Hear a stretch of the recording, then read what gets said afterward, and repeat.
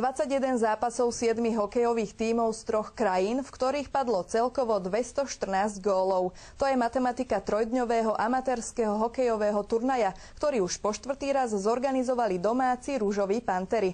Motom celého podujatia bolo zúčastniť sa, zabaviť sa, ale samozrejme aj vyhrať.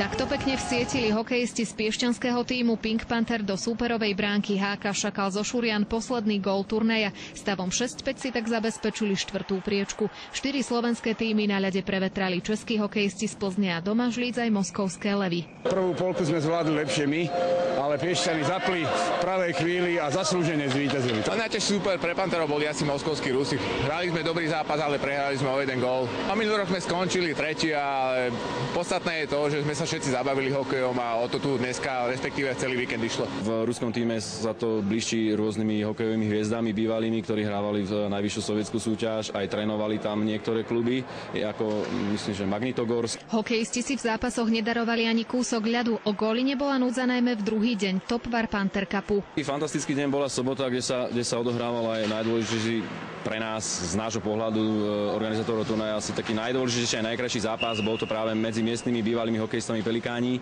a moskovskými Levmi. Tretie miesto si vybojoval tým Lake Boys z Bratislavy. Druhú priečku obsadili ruskí hráči. Turnaj prebehol úspešne. Žiaľ, prvé miesto sme nezískali, ale aj tak boli všetky zápasy a organizácia prekrásna. Amatérsky turnaj a štadión boli super. Slovensko a Piešťany sú úžasné. S Rusy to bylo úplně v pohodě, velmi gentlemanský hokej, oni byli samozřejmě lepší, hokejovější, je vidět taky zkušenost, ale my jsme si s nima užili. Víťazný pohár turnaja zostal v Piešťanoch, za ani jeden neprehratý zápas si ho odnášali Pelikáni, ktorí sa zúčastnili prvýkrát. Veľmi dobre sa nám hralo. Veľmi dobre sa nám, kvalitní superi, kvalitný hokej, bo myslím si, organizácia bola vynikajúca. Každý tým ide do toho s tým, že chce zvíťaziť, to tam je zvíťaziť, ale osobne si myslím, že je to hlavne o zábave, nielen teda na ľade.